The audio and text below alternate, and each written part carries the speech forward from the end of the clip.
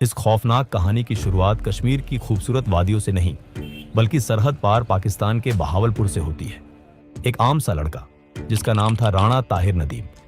80 का दशक वो दौर था जब कोल्ड वॉर अपने चरम पर था और अफगानिस्तान में सोवियत यूनियन के खिलाफ जिहाद के नाम पर एक बहुत बड़ा युद्ध छिड़ा हुआ था। पाकिस्तान के मदरसों से ब्रेन वॉश किए गए हजारों नौजवानों को हथियारों की ट्रेनिंग देकर वहां भेजा जा रहा था। राणा ताहिर भी उसी वजह से अफगानिस्तान पहुंच गया। वहां उसने खूंखार वॉरलॉर्ड गुलबुद्दीन हेकमतयार के मुजाहिदीनों के साथ हथियार उठाए। अफगानिस्तान की उन बंजर और पथरीली पहाड़ियों में राणा ताहिर ने गुरिल्ला वॉरफेयर की बारीकियां सीखी। उसने सीखा कि कैसे बिना खाना पानी के हफ्तों तक जिंदा रहना है, कैसे बिना कोई रहम खाए इंसानों को काटना है। लेकिन उसकी जिंदगी का असली टर्निंग पॉइंट तब आया जब वो युद्ध लड़कर वापस पाकिस्तान लौटा। यहां उसकी मुलाकात एक ऐसे शख्स से हुई जिसने उसके अंदर के जहर को एक नया और बहुत बड़ा मकसद दे दिया। वो शख्स था मौलाना मसूद अजहर। मसूद अजहर उस समय हरकत उल अंसार का जनरल सेक्रेटरी था और भारत के खिलाफ एक बहुत बड़ी और गहरी साजिश रच रहा था। राणा ताहिर मसूद के विजन से इतना ज्यादा इंप्रेस हुआ कि उसने अपनी पूरी जिंदगी मसूद के नाम कर दी। वो मसूद की परछाई बन गया। मसूद ने भी इस लड़के के अंदर छुपी हुई क्रूरता और लीडरशिप क्वालिटी को पहचाना। उसने ताहिर को तुरंत अपना डेप्यूटी कमांडर बना दिया। इसी खास चर्चा में हम कश्मीर के इतिहास के सबसे तनावपूर्ण और रोंगटे खड़े कर देने वाले काउंटर टेरर मिशन में से एक के बारे में बात करने वाले हैं, ऑपरेशन गाजी बाबा। यह सिर्फ एक मिशन नहीं था, बल्कि इंटेलिजेंस और असीम धैर्य का एक ऐसा अभियान था जिसने पूरे देश को दहला देने वाली एक बहुत बड़ी साजिश को नाकाम कर दिया था। चलिए सीधा इस कहानी में। साल 1994 के फरवरी महीने में मसूद अजहर पहली बार एक फर्जी पुर्तगाली पासपोर्ट पर भारत आया, लेकिन उसका ओवर कॉन्फिडेंस और घमंड उसे ले डूबा।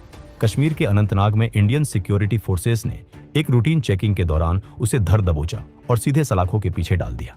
तो सबसे पहले ये समझना जरूरी है कि आखिर ये इंसान था कौन। गाजी बाबा, ये वो नाम है जो भारतीय संसद पर हुए उस खौफनाक हमले के मुख्य मास्टरमाइंड के रूप में इतिहास में दर्ज है। जैश-ए-मोहम्मद के आतंकी नेटवर्क का ये एक ऐसा रणनीतिकार था जिसे रोकना उस वक्त देश की सबसे बड़ी और सबसे अहम प्राथमिकता बन चुका था। अब इस आतंकी नेटवर्क का जो पूरा ढांचा था ना, वो बेहद उलझा हुआ और जटिल था। कश्मीर घाटी में गाजी बाबा की ताकत अचानक नहीं बढ़ी थी, बल्कि इसका सीधा जुड़ाव मसूद अजहर और जैश-ए-मोहम्मद के साथ उसके गहरे संबंधों से था। इन्हीं गुपचुप नेटवर्क्स, छिपे हुए स्लीपर सेल्स और हथियारों की सप्लाई की बदौलत संसद हमले की वो पूरी साजिश रची गई थी। इस पूरे सिस्टम को जड़ से उखाड़ फेंकना बेहद जरूरी। मसूद की गिरफ्तारी की खबर जब पाकिस्तान पहुंची तो राणा ताहिर नदीम आग बबूला हो उठा। उसने अपने आका की कसम खाई कि वो किसी भी कीमत पर, चाहे इसके लिए उसे पूरे कश्मीर को खून से क्यों ना नहलाना पड़े, वो मसूद अजहर को छुड़ा कर लाएगा। और यही से राणा ताहिर नदीम हमेशा के लिए पीछे छूट गया और जन्म हुआ एक नए खूंखार और बेहद शातिर चेहरे का, गाजी बाबा। गाजी बाबा एलओसी पार करके बहुत ही साइलेंटली कश्मीर घाटी में दाखिल हुआ। उसका प्लान बहुत क्लियर था। वो जानता था कि सीधे इंडियन आर्मी से टकराना बेवकूफी होगी। उसे एक ऐसी टेरर आर्मी बनानी थी जो कश्मीर को अंदर से जलाकर राख कर दे और भारत सरकार पर इंटरनेशनल प्रेशर बनाए। कश्मीर आते ही उसने अपना स्लीपर सेल और ग्राउंड वर्कर्स का नेटवर्क बिछाना शुरू किया। उसका दिमाग किसी शातिर लोमड़ी की तरह चलता था। उसने सबसे आसान और हाई प्रोफाइल शिकार चुना, विदेशी टूरिस्ट। 1994 में ही उसने घाटी घूमने आए 2 फॉरेन टूरिस्ट्स को किडनैप किया, लेकिन ग्लोबल डिप्लोमेटिक प्रेशर इतना ज्यादा बढ़ गया कि उसे उन्हें छोड़ना पड़ा।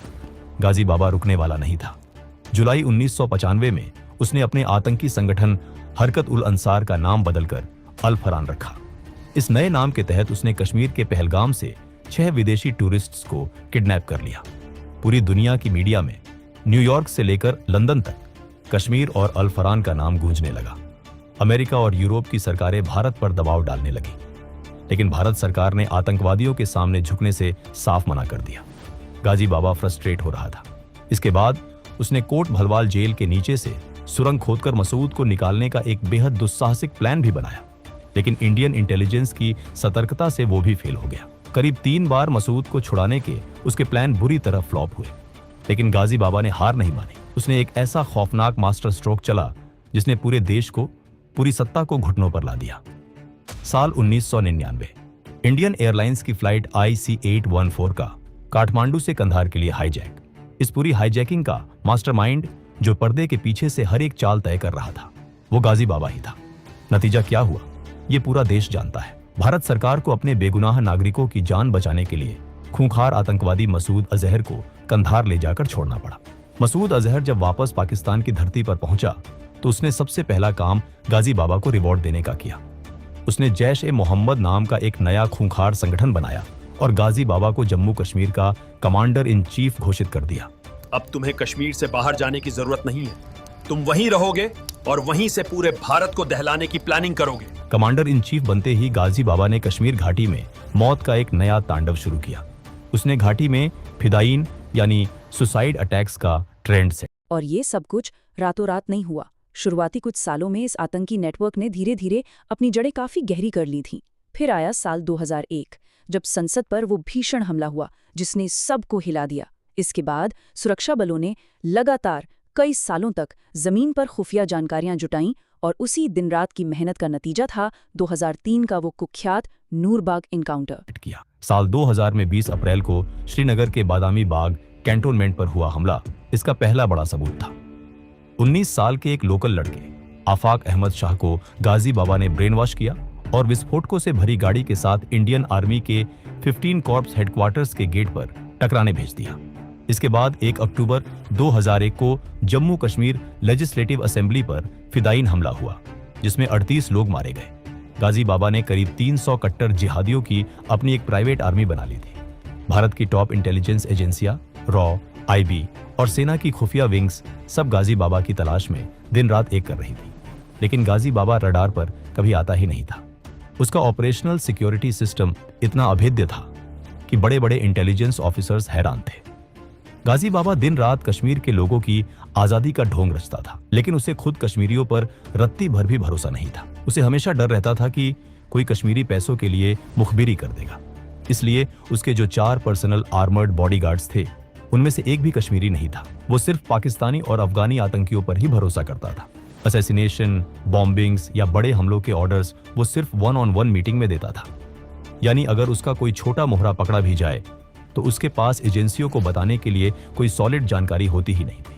पहलगाम के घने और दुर्गम जंगलों में गाजी बाबा ने 3 अलग अलग मोबाइल ट्रेनिंग कैंप बना रखे थे और ये तीनों कैंप महज 1 किलोमीटर के रेडियस में थे।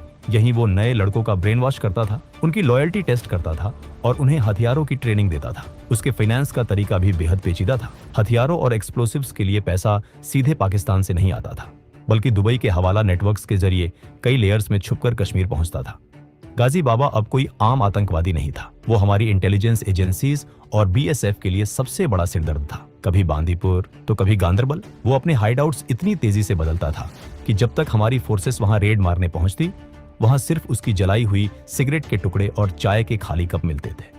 अगर गाजी बाबा को जरा सा भी शक हो जाता कि कोई कश्मीरी लोकल इंडियन आर्मी या बीएसएफ का इन्फॉर्मर है तो वो उसे सीधे गोली नहीं मारता था। वो उसे बीच चौराहे पर तड़पा तड़पा कर मारता था ताकि पूरे इलाके में दहशत फैल जाए। इन्हीं सब के बीच इंटेलिजेंस और स्पेशल ऑपरेशन ग्रुप एसओजी को एक बहुत बड़ा ब्रेक थ्रू मिला था। जुलाई 2001 की बात है। एसओजी के चीफ सुनील कुमार को एक ऐसा सोर्स मिल गया था जो गाजी बाबा और उसके कमांडर्स को उनके गुप्त हाइडआउट्स पर खाना सप्लाई करता था। एक ऑपरेशन प्लान किया गया। हम उस सप्लायर के जरिए खाने में बहुत हैवी सेडेटिव्स मिला देंगे। जैसे ही गाजी और उसके आदमी खाना खाकर बेहोश होंगे, हम उन्हें अरेस्ट कर लेंगे। सोर्स रेडी था, सेडेटिव्स रेडी थे और बीएसएफ की असॉल्ट टीम भी रेडी थी। ये गाजी बाबा के अंत की रात हो सकती थी। लेकिन इस कहानी में एक ऐसा ट्विस्ट आया जिसने सब कुछ बर्बाद कर दिया। एसओजी के अंदर कोई गद्दार बैठा था। किसी ने चंद रुपयों या किसी डर के चलते देश का सौदा कर लिया। उस गद्दार ने ऑपरेशन शुरू होने से कुछ घंटे पहले ही ये बात गाजी बाबा तक पहुंचा दी। जब हमारी टीम उस लोकेशन पर रेकी करने पहुंची तो वहां गाजी बाबा नहीं था। एक गद्दार की वजह से एक बहुत बड़ा ऑपरेशन फेल हो गया और इस फेलियर की कीमत भारत को बहुत भारी चुकानी पड़ने वाली थी। इस फेल हुए ऑपरेशन के ठीक 5 महीने बाद गाजी बाबा ने वो किया जिसने पूरे भारत की नींव हिला दी। 13 दिसंबर 2001 देश की राजधानी दिल्ली में भारत के पार्लियामेंट पर अटैक। गाजी बाबा ने पहलगाम के घने जंगलों में खुद अफजल गुरु की मुलाकात अपने टॉप कमांडर्स से करवाई थी। गाजी बाबा 12 हथियारों से लैस बॉडीगार्ड्स के घेरे में एक बॉस की तरह बैठा था। पार्लियामेंट पर हमला करने वाले आतंकियों में से राणा और हमजा को गाजी बाबा ने खुद ब्रेन वॉश करके तैयार किया था। पार्लियामेंट अटैक के बाद दुनिया का पूरा जियोपॉलिटिकल डायनामिक्स बदल गया। भारत और पाकिस्तान युद्ध की कगार पर खड़े थे। जांच एजेंसियों ने जब सारे तार जोड़े तो एक ही नाम सामने आया, गाजी बाबा। भारत सरकार के एक टॉप मिनिस्टर ने प्रेस कॉन्फ्रेंस में साफ कह दिया था कि ये आदमी कश्मीर का ओसामा है। पार्लियामेंट अटैक के बाद गाजी बाबा भारत की हर एजेंसी की हिट लिस्ट में टॉप पर था। गाजी भी ये बात जानता था कि अब पूरा देश उसके खून का प्यासा है। उसने अपना हुलिया पूरी तरह से बदल लिया। उसने अपनी लंबी पहचान वाली दाढ़ी काट ली और अंडरग्राउंड हो गया। पार्लियामेंट अटैक के बाद के 1.5 सालों में उसने फ्रस्ट्रेशन में बीएसएफ के जवानों को चुन चुन कर निशाना बनाना शुरू किया। वो जानता था कि बीएसएफ उसके पीछे हाथ धोकर पड़ी है। हर दूसरे तीसरे दिन घाटी से हमारे किसी न किसी जवान के वीरगति प्राप्त होने की खबर आती थी। जुलाई 2003 कश्मीर के लिए ये एक बहुत ही क्रिटिकल और हाई टेंशन समय था, क्योंकि प्रधानमंत्री अटल बिहारी वाजपेयी जी श्रीनगर के एक बहुत बड़े दौरे पर आने वाले थे। पूरे श्रीनगर को एक किले में तब्दील कर दिया गया था। हर गली, हर चौराहे पर बीएसएफ और पुलिस का कड़ा पहरा था। इसी दौरान रूटीन चेकिंग के समय बीएसएफ के कुछ जवानों ने एक पतली सी गली से आते हुए एक लड़के को देखा। लड़का बहुत दुबला पतला था, लेकिन उसके माथे पर पसीना था और वो बुरी तरह नर्वस लग रहा था। जवानों ने उसे रोका और उसकी तलाशी ली गई। जैसे ही उस लड़के की शर्ट के बटन खोले गए, वहां खड़े हर जवान की सांसें अटक गई। उस लड़के की छाती से लेकर पेट तक भारी मात्रा में एक्सप्लोसिव और सर्किट के तार बंधे हुए थे। वो एक चलता फिरता सुसाइड बॉम्बर था। उसे तुरंत अरेस्ट करके सेफ हाउस ले जाया गया। जब बीएसएफ के कमांडेंट एन दुबे ने इंटेरोगेशन शुरू की तो पता चला कि वो कश्मीरी नहीं है। उसका नाम अंसार था और वो पाकिस्तान के फैसलाबाद से आया था। गाजी बाबा ने उसे वाजपेयी जी की रैली में खुद को उड़ाने के लिए बुलाया था। बीएसएफ ने एक बहुत बड़ी ट्रेजेडी होने से बचा ली थी। शुरुआत में अंसार ने मुंह खोलने से साफ मना कर दिया। वो मार खाने को तैयार था, लेकिन बोलने को नहीं। तभी जम्मू कश्मीर पुलिस के एक बहुत ही शातिर और अनुभवी ऑफिसर ने एक साइकोलॉजिकल ट्रिक चली। उन्होंने अंसार को मारा नहीं, बल्कि बड़े प्यार से उसके कंधे पर हाथ रखा और कहा, देखो यार, तुम बहुत स्मार्ट और फिट लड़के हो। तुम्हें क्या लगता है तुम्हारे आकाओं को तुम्हारी जान की परवाह है? तुम उनके लिए सिर्फ एक मोहरा हो। अगर तुम हमारा साथ दो तो हम तुम्हें पुलिस में एक बहुत अच्छी नौकरी दिलवाएंगे। कम पढ़े लिखे और ब्रेन वॉश्ड आतंकियों पर ये गुड कॉप वाली साइकोलॉजिकल ट्रिक्स अक्सर काम कर जाती थी। अंसार पिघल गया और उसने पुलिस के सामने सरेंडर कर दिया। एन दुबे ने सवाल पूछा, क्या तुम गाजी बाबा को जानते हो? अंसार ने जवाब दिया, मैं उसके हाइडआउट की सही लोकेशन तो नहीं जानता साहब, लेकिन मेरी रोज वायरलेस पर उससे 2 बार बात होती है, सुबह 9:30 बजे और दोपहर 3:30 बजे। अंसार ने आगे बताया कि उसका कोड नेम 08 है और गाजी बाबा का कोड नेम 39 है। पास ही खड़े बीएसएफ के वायरलेस ऑपरेटर गंधर्व कुमार झटके से आगे आए। सर, ये 39 कोड नेम मैंने वायरलेस इंटरसेप्ट्स में कई बार सुना है। जब भी हमारा कोई जवान शहीद होता है तो ये 39 कोड वाला शख्स ही खुश होकर मैसेज देता है कि मुर्गा टपका दिया है। कमांडेंट एन दुबे ने अंसार को सख्त आदेश दिया कि वो अब हर रोज तय समय पर गाजी बाबा से बात करेगा और किसी भी तरह बातों बातों में उससे कोई लोकेशन या हिंट उगलवाएगा। दोपहर 3:30 बजे अंसार ने वायरलेस ऑन किया। बीएसएफ की पूरी टीम सुन रही थी। सामने से गाजी बाबा की आवाज आई, लेकिन गाजी बाबा बहुत चालाक था। वो अंसार से नहीं बल्कि किसी और कमांडर से बात कर रहा था। 08 मिसिंग है, वो रडार पे नहीं है, अलर्ट पे रहना, कोई भी गड़बड़ लगे तो तुरंत बेस बदल लो। अंसार का राज खुल चुका था। गाजी बाबा को भनक लग गई थी कि उसका मोहरा पकड़ा गया है। कमरे में निराशा छा गई। लगा जैसे शिकार फिर से हाथ से निकल गया। लेकिन अंसार ने अपनी वफादारी साबित करने के लिए एक आखिरी तुरुप का इक्का फेंका। साहब, मुझे एक बात याद आ रही है। मैं एक कारपेंटर को जानता हूँ। वो जैश के लिए दीवारों के पीछे सीक्रेट हाइडआउट्स और हिडन रूम्स बनाने का काम करता है। बिना एक सेकंड गवाए उस कारपेंटर को धर दबोचा गया। जब उसे बीएसएफ बेस पर लाया गया तो वो डर के मारे थर थर कांप रहा था। साहब, अल्लाह की कसम मुझे कुछ नहीं पता। मुझे तो बस आंख पर पट्टी बांधकर गाड़ी में डाला जाता था और काम खत्म होने के बाद वापस छोड़ दिया जाता था। लेकिन जब दुबे ने अपना लहजा सख्त किया तो उस कारपेंटर का दिमाग चलने लगा। साहब, एक घर है, वहां एक बार मुझे बिना पट्टी के ले जाया गया था। मुझे उसका रास्ता याद है। दुबे ने तुरंत उसे अपनी प्राइवेट सेंट्रो कार में बिठाया। वो उसे लेकर सीधे नूरबाग की तरफ इशारा कर दिया। साहब, यही वो घर है। उसी रात बीएसएफ हेडक्वार्टर में एक सीक्रेट मीटिंग हुई। नक्शे बिछाए गए, टीमें तय की गई, एग्जिट और एंट्री पॉइंट्स मार्क किए गए और फाइनली ऑपरेशन गाजी बाबा का काउंटडाउन शुरू हो गया। इंटेलिजेंस पुख्ता हो चुकी थी। नूरबाग का वो 3 मंजिला घर रडार पर था, लेकिन ये कोई जंगल नहीं था। ये एक भीड़ भाड़ वाला रिहायशी इलाका था। एक छोटी सी गलती और सैकड़ों आम नागरिकों की जान जा सकती थी। 2003 सुबह के 4 बज चुके थे। एन दुबे खुद इस ऑपरेशन को लीड कर रहे थे। 9 हाईली ट्रेंड बीएसएफ कमांडोज की असॉल्ट टीम तैयार थी। कारपेंटर उनके साथ था। बाहर की तरफ से पैरामिलिट्री और इंडियन आर्मी के जवानों ने पूरे इलाके को सील कर दिया था। आसपास के घरों से लोगों को चुपचाप निकाला जा रहा था। वायरलेस पर एक आखिरी इंटरसेप्ट मिला। अंदर मौजूद लोगों ने कोड 39 का इस्तेमाल किया था। इसका मतलब साफ था, गाजी बाबा उसी इमारत के अंदर मौजूद था। अंधेरे में जब दुबे ने उस घर को गौर से देखा तो उनका सिक्स्थ सेंस बोला कि कुछ गड़बड़ है। उन्होंने कारपेंटर की गर्दन को पीछे से दबोचा। क्या ये वही घर है? सच बता, वरना यही गोली मार दूंगा। कारपेंटर पसीने से भीग चुका था। उसने गौर से देखा और डरते हुए 2 घर छोड़कर एक दूसरे मकान की तरफ अपनी कांपती उंगली से इशारा किया। उसी वक्त उस दूसरे मकान की तीसरी मंजिल की खिड़की पर एक लाइट ऑन हुई और तुरंत ऑफ हो गई।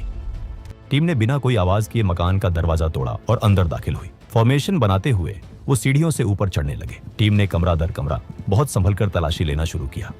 ग्राउंड फ्लोर खाली, पहला फ्लोर खाली, दूसरा फ्लोर खाली। जब टीम तीसरी मंजिल पर पहुंची तो वहां एक कमरा था जो बाहर से एकदम साधारण दिख रहा था। कमरे में दीवार से दीवार तक कालीन बिछा था और बीच में एक बहुत बड़ी ड्रेसिंग टेबल रखी थी जिसमें एक लंबा चौड़ा शीशा लगा हुआ था। सब कुछ नॉर्मल लग रहा था, लेकिन बीएसएफ के जवानों ने उस कमरे के अंदरूनी डायमेंशंस और मकान के बाहरी स्ट्रक्चर को मैच किया। कुछ गड़बड़ थी। अंदर का स्पेस बाहर के हिसाब से कम था। दुबे ने एक जवान को नीचे भेजा और कारपेंटर को कॉलर से पकड़कर ऊपर घसीट कर लाया गया। क्या तुम हमारे साथ खेल खेल रहे हो? कहाँ है वो लोग? अगर वो भाग गए तो तुम्हारी कहानी मैं यही खत्म कर दूंगा। नहीं, मैंने कुछ नहीं किया। कारपेंटर खौफ के मारे रोने लगा। उसने अपनी उंगली उठाई और उस लकड़ी की ड्रेसिंग टेबल की तरफ इशारा किया। दरअसल शीशे के पीछे सच में कोई दीवार नहीं थी। वहां एक सीक्रेट कमरा था। उस हिडन रूम के अंदर एक हाईटेक टीवी स्क्रीन लगी थी जिस पर बाहर लगे सीसीटीवी कैमरा का लाइव फीड आ रहा था। गाजी बाबा ये सब कुछ लाइव देख रहा था। उसे पता था कि मौत दरवाजे पर खड़ी है। जो पूरी सामरिक रेड थी ना, ये बिल्कुल पिन पॉइंट एक्यूरेसी के साथ की गई थी। सबसे पहले जुटाई गई खुफिया जानकारियों को बार बार कंफर्म किया गया और टारगेट को नूरबाग के उस ठिकाने तक ट्रैक किया गया। उसके बाद खोज हुई उस गुप्त बंकर की जो एक शीशे की दीवार के पीछे बड़ी ही चालाकी से छिपाया गया था। और फिर अंततः एक त्वरित और अचूक कार्रवाई से इस बहुत बड़े खतरे को खत्म कर दिया गया। इस पूरे ऑपरेशन की सबसे चौंका देने वाली बिल्कुल किसी फिल्म जैसी डिटेल थी वो गुप्त बंकर। ये बंकर पूरी तरह से एक शीशे की दीवार के पीछे छिपा हुआ था। देखने में वो सिर्फ एक आईना लगता था, लेकिन असल में वो एक बहुत बड़ा छलावा था।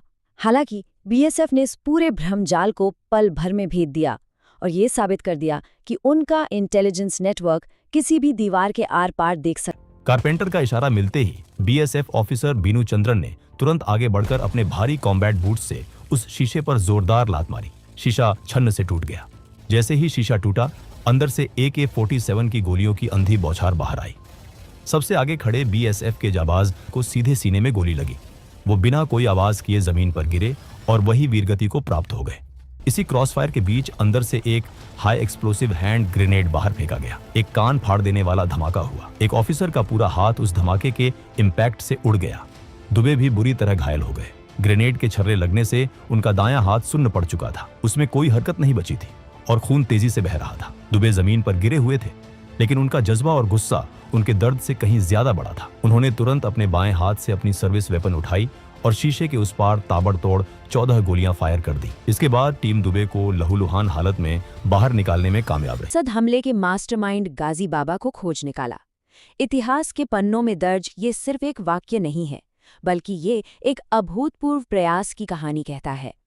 कश्मीर जैसे बेहद चुनौतीपूर्ण और मुश्किल भूगोल में एक ऐसे इंसान का सटीक ठिकाना पता लगाना जो किसी भूत की तरह गायब रहता हो, अपने आप में बीएसएफ की बेहतरीन तकनीकी और जमीनी इंटेलिजेंस का एक बहुत बड़ा। अंदर फंसे आतंकवादी अब अपनी जान बचाने के लिए नहीं, बल्कि ज्यादा से ज्यादा नुकसान पहुंचाने के लिए लड़ रहे थे। बाहर से पैरामिलिट्री फोर्स ने भी भारी हथियारों से जवाबी कार्रवाई शुरू कर दी। ये आमने सामने की लड़ाई लगातार 10 घंटे तक चलती रही। ये एनकाउंटर तब जाकर खत्म हुआ जब लगातार होती भारी गोलाबारी ने उस खुफिया कमरे के स्ट्रक्चर को पूरी तरह तबाह कर दिया। पूरी बिल्डिंग की नींव दहल उठी। अंदर से चीखने की एक भयानक आवाज आई। जब बारूद का धुआं थोड़ा छटा और ऑफिसर्स ने हथियार तानकर उस टूटे शीशे के अंदर कदम रखा, तो फर्श पर खून से लथपथ एक शख्स की लाश पड़ी थी। उसके आसपास उसके भरोसेमंद बॉडीगार्ड्स की लाशें बिछी हुई थी। हाँ, ये वही था। सफल रहा। बीएसएफ ने उस छिपे हुए बंकर को पूरी तरह भेद दिया और उस अंतिम कार्रवाई में गाजी बाबा मारा गया।